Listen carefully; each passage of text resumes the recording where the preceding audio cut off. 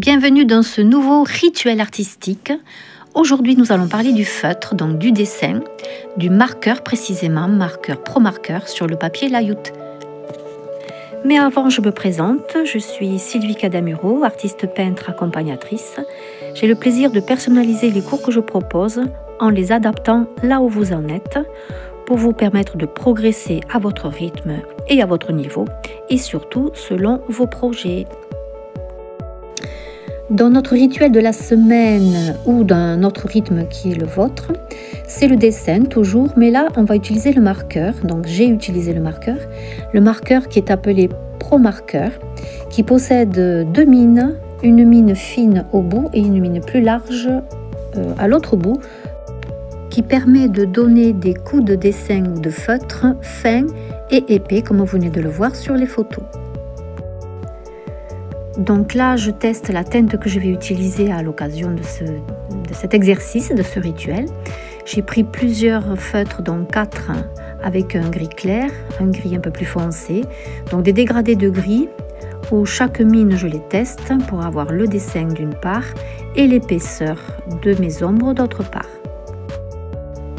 Donc pour que mon rituel reste un plaisir, et si vous n'avez pas trop de temps pour cet exercice et de garder quand même 5 à 10 minutes, j'ai gardé à nouveau le même sujet d'inspiration, donc les fleurs que j'ai testées déjà sur les autres rituels, donc les belles de nuit, pour avoir donc un dessin plus facile à apprivoiser puisque je connais déjà les fleurs et de les tester avec une autre technique que je connais moins. C'est un exercice plus pratique à utiliser lorsqu'on connaît déjà le sujet que l'on va utiliser.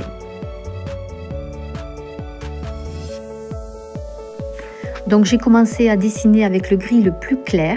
J'ai un peu opéré de la même façon que le système aquarelle, de commencer par le plus clair et clôturer avec la teinte la plus foncée.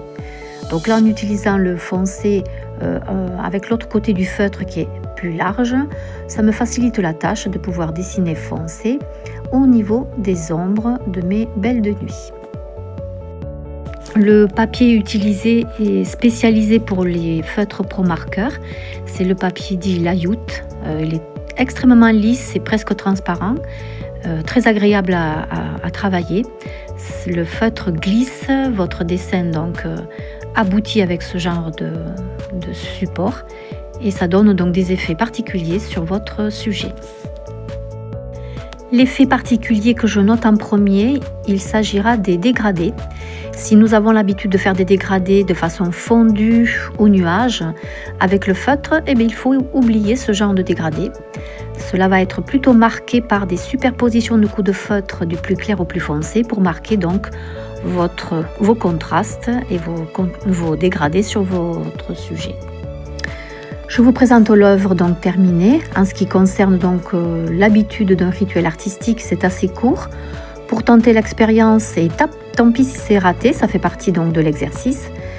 Apprentissage sur le feutre, en l'occurrence le feutre pro-marqueur sur le papier layout. Et là, je vous présente d'autres sujets qui ont été faits avec le feutre, le pro-marqueur sur papier layout. La prochaine fois, je pense vous proposer le feutre couleur.